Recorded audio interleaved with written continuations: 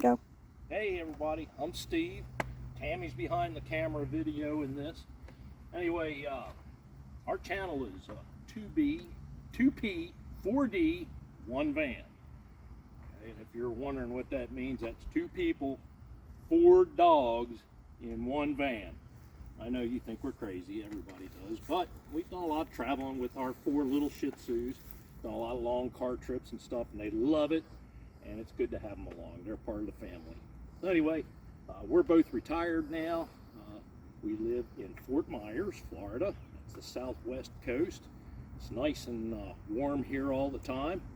Right now it's the end of October, and it's a strange day because it's overcast here. Usually the sun's out every day, but it's 92 and humid.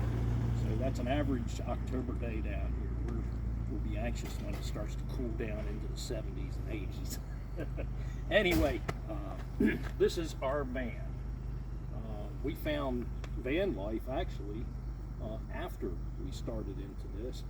We have plans to travel during the summer because it's so hot and so long here, and want to see the country. I spent maybe 4 years traveling around the country back in the early 70s. Tammy's never had that opportunity. I know a lot's changed since then. I'm anxious to see it and want to share it with Tammy. So anyway, that's how we ended up here doing research on van conversions and DIY, and came across van life. And gosh, it's great to have plenty of people to share this with. So anyway, this is our 2007 Ford E350. It was a passenger van, 15 passenger. It's extended, have seats and a lot of seat belts in it. I've started on this before we decided to do these videos, so I'm advanced along with it and some of the plans. So I'll try and explain to you where we are as a starting point. So I've pulled the panels out. Now this van, being the passenger van, come on up here, hon. If you look over here, you can see the rear AC and heat unit. So it has rear air conditioning and heat for passengers. I'm not going to take that piece out, which a lot of people do. They take that out and they put all the wood in and all that stuff. I'm not going to remove that. That's a nice advantage for me. And it functions like it should, and I know what the problems are if it ever malfunctions. I know what to expect. There is a piece that has the ducting in it. It's on the back side of the plastic panels that go along here, but there's ducting that goes down all along the floor here to supply heat out onto the floor when you select that out of this thing.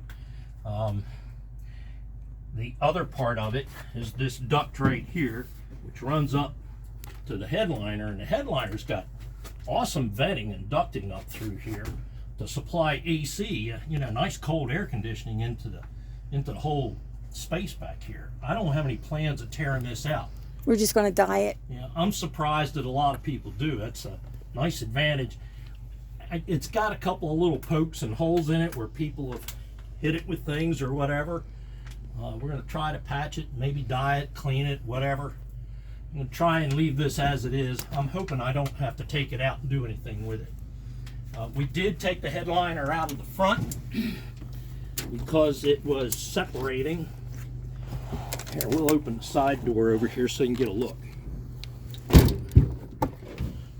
Okay, so we got some work to do here. I took this front headliner. There's a headliner section that goes over the driver passenger compartment, over the cab. And as typical with these things, and you have one, you've probably already encountered this, or you will in the short future. If the headliner starts separating right where it joins the windshield here, and you'll get a little fringe of an inch or two hanging down where it comes undone from the board, the backing board that's up there that it's glued to. So anyway, I knew I had to repair that. Plus I had some other issues with this thing. I bought it at an auction, and then previously it was used by the city works. I won't name the city, but they hauled work passengers in this, and so it was equipped with some strobes, and it had a large amber strobe light up here, and it had an amber bar light on the roof across the back, and the 4 signals on 4 corners, they all strobe. So I'm not ever going to use strobes on the rooftop, so I've removed those. I retained the wiring to it because I'm going to use that to install just white light LED bars, one in the front, one in the back, and I'll split one off to each side with a spot. But that's down the road when we get to that kind of stuff. So anyway, one of the things I also had to deal with was removing this light up here. So getting the headliner down out of there gave me access to the underside so I could plug the holes and also get the wiring out and sort that out. So I've done that. We peeled the headliner material off of that panel, and it was so rotted and dried. I mean, Florida's really tough on materials down here. We don't have any problems with vehicles rusting and rotting in Southwest Florida, but we do have trouble with plastics and PVC materials and wood and things like that that are exposed to the outside environment down here. It just, the heat and humidity just destroys them, you know. So you know, preferred materials are things like aluminum, you know. So anyway, so that headliner covering was rotted. When I went to peel it off of that backing board and the foam, it fell apart into shreds. But I got that off. We applied a new one, and one of the decisions I made was I was going to put some overhead switches there to control those LED lights that I'm talking about that I'm going to put up on the rooftop. So I purchased a panel of switches off of Amazon. We put a link up for that. It looks like it's a fairly good panel. It's got built-in breakers and everything. But I'll show you that in a little bit too. So anyway, we took that out, and I pulled all the trim off of this, and that's a discovery job in itself, figuring out how to get all that stuff down without breaking up the plastic panels. And I didn't want to destroy the plastic panels because they're nice to have, and I'd like to reuse them. I can clean them up, maybe paint them, and put them back in wherever I can. And they serve a good purpose. I mean, they're resistant to moisture, and they're not going to rust or rot or build mildew on them. So I like them, and I'm going to try and use those around some of the surrounds in here. One of the things that I'm dealing with in planning this thing, one of the issues I have is I'm 6'1".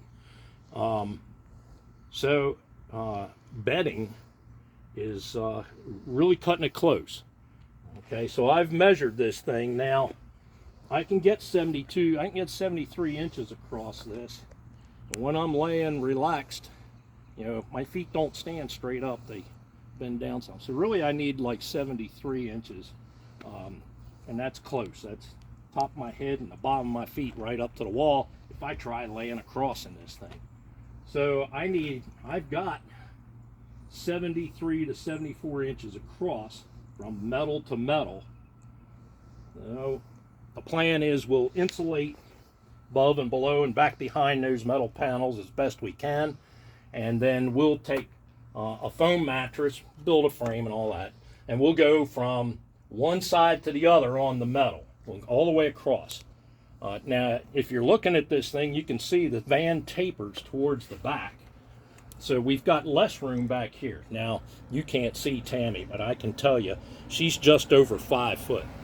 So I can put her back here where this is going to interfere and stuff like that. And she can take the short space, and I can position myself up where I've got almost 74 inches, which is what I need. All right, so anyway, I'm getting a little lengthy here. I'm going to shorten it up. Those are the thoughts and plans so far of what we're going to attempt to do. Let me show you the panels that came out of this These are the plastic panels over here that I removed out of the van. So this right here is the passenger side. You notice it's not as much material as the driver's side, and that's because you have two swing out doors right here. Okay, now I haven't pulled anything off the doors. We'll utilize the interior door space as best we can. These are the long, massive panels that go down the driver's side in the back. And if you remember, I was telling you there's ductwork that runs down along in front of that AC heat unit in the back. This is it right here. It hooks to that opening on there. It runs out, and it ducts out through these vents down across the floor. I'm not going to destroy that. I'd like to have that available. I don't know how it's going to work when I go to put a cabinet in or something like that, but we'll see. This has got a vent because you got a fan motor behind that in the van, and it needs airflow. These go up around the windows all down the side, just as that goes down around the windows on the passenger side. This is your step that goes by the two doors that swing out on the passenger side. This is the step that's over the driver's side, because I had to pull that because a lot of the wiring is run down through there for what's in the van. Now I pulled the windshield post cover trim off of the driver's side, and I mounted this 6 switch right here. So I've got 6 switches mounted. I made a harness, came down through here, and I'll run this down under the dash, and I can use that to connect the various pieces. This is another Amazon piece right here. It's 30 some bucks. Anyway, that worked out real good. I got that part done. This is the headliner that we pulled down. We recovered this with a piece of material Tammy made. It's not all that great. I'm not real impressed. I think if I was to do it over, I'd do it with like a vinyl. Our visors, we're gonna have to clean them up. They're not ripped, so I think we can clean them, maybe spray them with something. And I put another panel here. This is gonna have these toggles I'm gonna use for the roof lights, for the LEDs I was describing. My only issue I'm concerned about is the wiring stands up a good bit in the back. I'm not sure what my clearance is gonna be yet, but I'm going up against a bare metal roof. But I will be using reflectix across that over the cab. I think I may cut a piece of, maybe a piece out of an inner tube or out of a container lid, plastic or something, and glue it and affix it to the metal roof so that it won't rub into these lights. If I can't get enough clearance, I'll have to build a spacer to drop this box down from the headliner, bringing the wires down. Anyway, those are first steps where we're at so far. And I've gotten a little too long with this, so we'll leave it at that. Tammy's going to post this up and get it started. Yeah, this is a nice little trick here too. These visors, if any of you are ever trying to take these down, they got little hex head screws in there.